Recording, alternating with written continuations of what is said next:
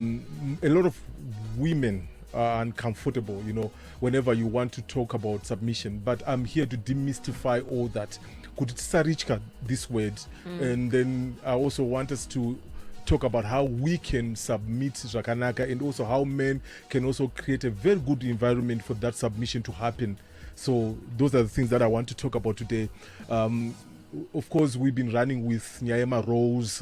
We did roles for husbands. We were looking last week. We started looking at my roles emudzimai mumba, and submission is one of those key roles. So it's very important for us that we spend a lot of time on Nyaya submission, because I think that's a thorny issue for a lot of people. You've got guys that come in and say, Pastor, mzima submit. Then you also have women that come in and say, munacha submitike kwari. They make it difficult for us. Yes. So we want to unpick all that so that we improve our relationships and hopefully also heal those relationships that are in distress. So let's start off with a recap. Yeah. Because I want us to have a balanced view, because we are just talking about submission all the time. We're doing a recap. So we started off by looking at the role of men, the role of the husband. And we said that number one, the husband must love the wife, and the wife is more like a church when you compare with the relationship between Christ and the church, the bride. So the husband is supposed to love the wife. And of course, we said Patakatanga Guti, most of these roles are mutual. So it's very important for us to note that. And then number two, we said the husband is there to provide, to take care of the provisions of the home. Then number three, Tkati, he's there also to protect. He's in charge of the security, to protect the wife. And Mazvano protection actually is now going beyond the physical protection. It's now going into emotional security, financial security. So protection actually are broad-based. So it's very important for us to understand modern marriages. Then number four, we say that the husband is there to lead, not to be bossy, but to lead. We explain the difference between a boss and a leader. And we say that the moment you start bossing people around, then you actually get people that rebel against you. So it's very important for you as a husband to develop leadership qualities, to be a servant leader. And then number five, it was the issue of being an example of God's heart. Murume anofakova an example of God's heart. Vana vedu afa kunyanya kunetseka kuziva kuti Mwari wacho akaita sei. Just by observing how we treat them, how we treat their mother, they should be able to see the heart of God, because that's the role of a husband, to teach vanhu vake, family yake, a lot about God. And that's how they learn, by observing how we do things. So yeah, that's a big challenge for men. Then we started off last week by looking at the role Mzimai, and we said that the wife must be a helpmeet, not a housemaid, not a house helper, but a helpmeet. And in many areas, not just in household chores, but in other areas as well, be it finances, especially in the world that we live in now, where we have dual ownership. We also expect the wives to also bring something to the table, so for the betterment of the family. So it's very important that you understand your role as a wife, that you are a helpmeet, and this is a very, very big role, and God has put it within you. Kuva, that helper, you've got it, it's in you, you can do it. It's so natural for women to help because they were wired to do so. Then number two, we said that the wife is there to give support to the husband, very important. And then number three, we said you are also there to love your husband. Takati varume vanoda kudiwa, varume vanoda kuudzwa unzi ndinokuda, they want to be appreciated pama efforts avanenge vachiisa. So it's your duty to show them love, to appreciate them, to also like what they are doing, and to express your appreciation for them. So that's very important. Then today we're looking at the S word, which is submission. Submission. I know this is a very thorny issue, particularly for those that are living in abusive relationships. We're not going to no, women are not supposed to submit or to be subject to men. Because you have experienced some stuff. So this presentation, there are people that might be in abusive relationships, and we want to look at how one can actually submit in such a relationship if they can submit. So it's very important for us to know that submission is God's idea. Let's start from there. It is God's idea. It's there in the Bible. So if you have anything against it, then you have to take it up with God. Yeah. Because he said it in 1 Peter 3 verse 1, kuti wives, in the same way, be submissive to your husbands. Which verse is that? It's 1 Peter 3 verse 1. 1 Peter 3 verse 1. Yes, it's a commandment. So if you don't like it, you have to take it up with God. So it's important for us to know that scripture. And of course, you also have Ephesians chapter 5, verse number 22, which also talks about submission as well. So it is a principle that God initiated, that God put in place. So what is it? What is submission? Let's look at the word and let's break it down. The word submission is made up of two words, the sub and then mission. Sub, it simply means to be under. You know of my submarines and under the water. So the word sub means under. The word mission, it's pointing to a mandate. It's pointing to your plan, the plan that you have as a family, as a couple. Kuti murugenda kupi, your direction. You are on a mission. So when we then combine the two, we have submission. If one is going to submit or to be submissive, they need to have an understanding of what the mission is all about. You can't just submit personal direction. So it's very important also for men to make sure that the mandate is very clear, the mission is very clear, the marital vision is very clear, so that it is easy for women, for our wives to actually submit to something that is very clear. You don't want to just say submitter, but it's very important for us men to create the right environment. Not to say that's the condition for submission, because submission is a choice. As a woman, you make a choice. Just like love is a choice. I'm going to love this person. Whether they are doing good or not, you still love them sometimes. So it's very important for us to submit all the same. So the word submission comes from a Greek word. When you read from the original Greek Bible, it comes from a Greek word, hupatasso. Hupatasso. It's a Greek word that talks about submission. And the word submission there is mentioned in the Bible for about 20 times or so.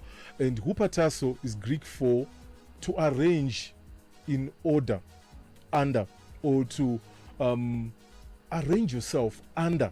That's what it means. To submit is to arrange yourself under a certain leadership, under, or to be subject under someone. So that's the word hupatasso there. That's what it means, to arrange. So it's also a military term. They would use it back then in biblical times as a military term. Kuti, if you are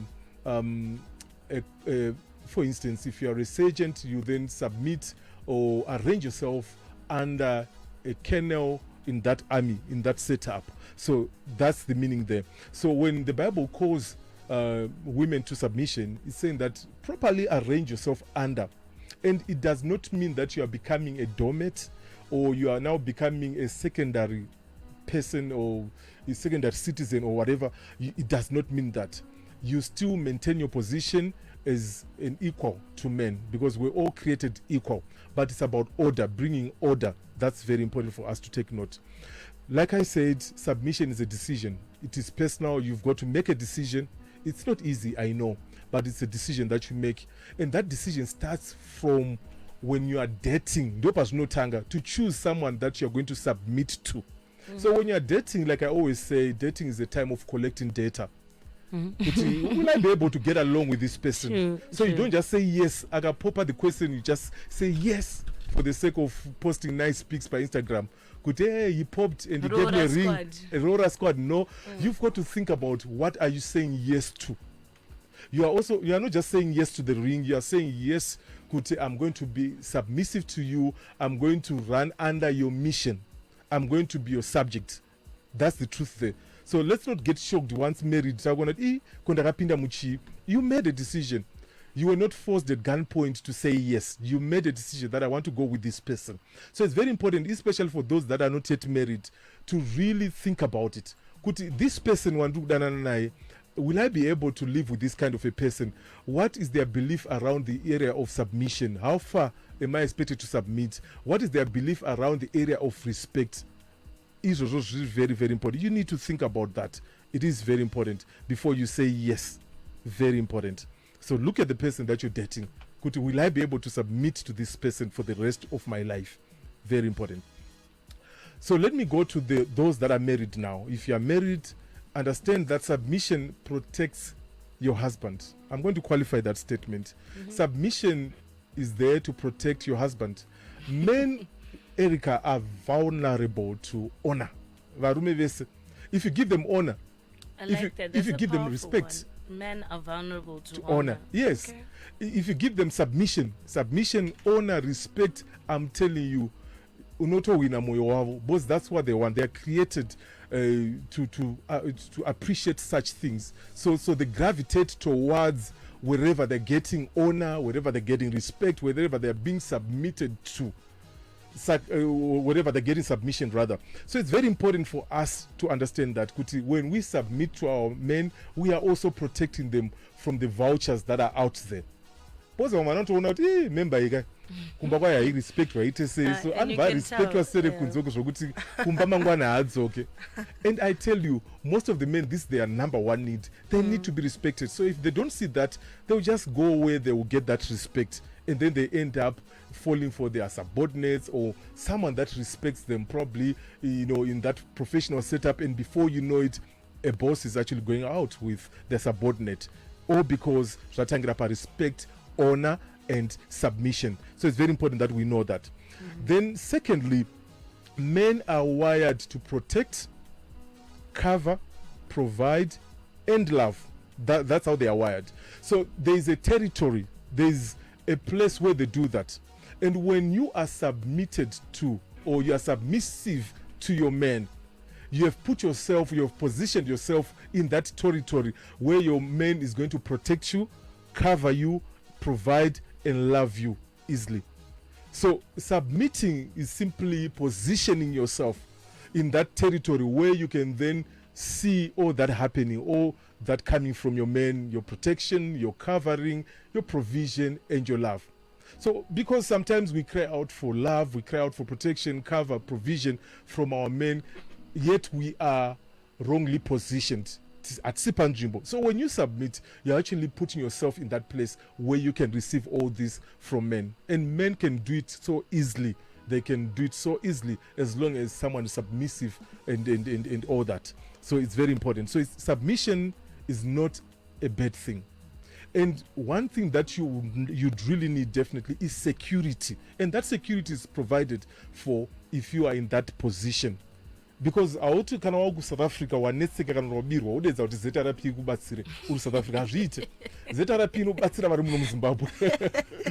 So submission then puts you in a place, in a position where you are entitled to your security, where you are entitled to not just physical security like I said, but also emotional security. So Erica, you can actually cry out to your men and say, you know what, I'm not in a good emotional space. I need emotional security or whatever. It's your right, because you are within that territory where your man is supposed to provide all that. And my point really is that husbands must actually help matters here. We've got a duty to play. Submit to me, but I also have a duty to play. It is very important for me to lay out this. I remember last time when I spoke about the Roye Murume love, there is this scenario we are wondering what started the hen, the chicken or the egg. And a lot of people say, it's the egg.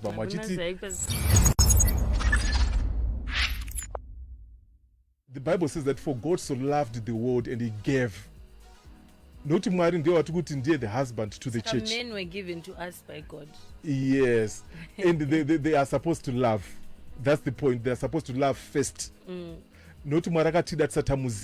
So what must I do as a husband? I must love. I must not wait for my wife to be submissive for me to love her. I must just love her and the rest will follow. So it's important for you as a man to create the right environment where submission works. What's part of my environment with submission I say? I told you my environment. I think in street we always say that cross to chengeta pauno chengeta is how am I supposed to submit to you? Usinga submitike to. There must be something to submit to. Murumano submitika to Pastor, I'm telling you straight, where you conform by yourself by seeing the things he does. So maybe I think that's the highlight there, to say make sure no submitika. Exactly.